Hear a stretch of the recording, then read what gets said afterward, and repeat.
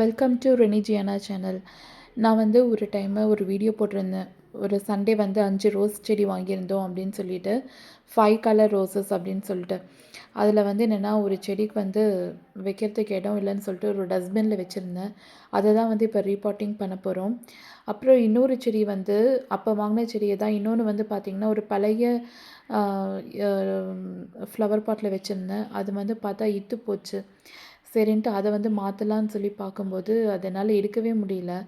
அப்புறம் வந்து அதை நான் உடச்சி அதுக்கப்புறமா அந்த அழகாக அந்த பாட்டை மட்டும் உடச்சி அதை எடுத்து அப்படியே வேரோட செடி எடுத்து அதில் நட்டு வச்சுட்டேன். அதான் அங்கே ஸ்டாண்டு மேலே இருக்கிற பிளான்ட்டு. இந்த பிளான்ட் வந்து பார்த்திங்கன்னா இதை நம்ம டஸ்ட்பின் பிளான்ட்டு. இதை வந்து நான் மண்ணை எடுக்க ட்ரை பண்ணேன், ஆனால் எனக்கு வரலை. அப்போ என்ன பண்ணேன்னா, இதை எடுத்து 4 தட்டு தட்டி எடுத்தேன். தட்டுன்னு தட்டினேன். அப்போ வந்து மண் வந்து உள்ளே விட்டுருந்துச்சு. அது நம்மளுக்கு தெரிஞ்சுது அந்த பாட்லேருந்து. அப்போ அதை வந்து என்ன பண்ணிட்டேன், அப்படியே அலைக்கா தலைகீழாக சாய்ச்சி இழுக்கும்போது வந்துருச்சு. இப்போ உள்ளே நான் வச்சு பார்க்கும்போது அது வந்து ஹைட் அதிகமாக இருந்தது. அப்போ என்ன பண்ணேன், அதை எடுத்து அகெயின் வெளியே வச்சுட்டு உள்ளே இருக்க மண்ணெல்லாம் இன்னும் கொஞ்சம் மண்செல்லாம் வெளியே எடுத்து ஒரு பிளேட்டில் வச்சுட்டு அதுக்கப்புறம் வச்சேன். இங்கே பார்த்தீங்களா, அந்த பாட் இங்கே உடஞ்சி போய் கிடக்கா. இது வந்து நான் ஏன் இந்த மாதிரி தட்டி அதை எடுக்கலை அப்படின்னா, இந்த பாட்டு வந்து ரொம்ப இத்து போச்சு. நான் தூக்கும்போதே அப்படியே உடையுது. அப்போ என்னால் வந்து அது பண்ண முடியாது. அதனால் நானே வந்து இப்படி பண்ணிட்டேன். உடச்சி தான் நான் அதை எடுத்து வச்சேன்.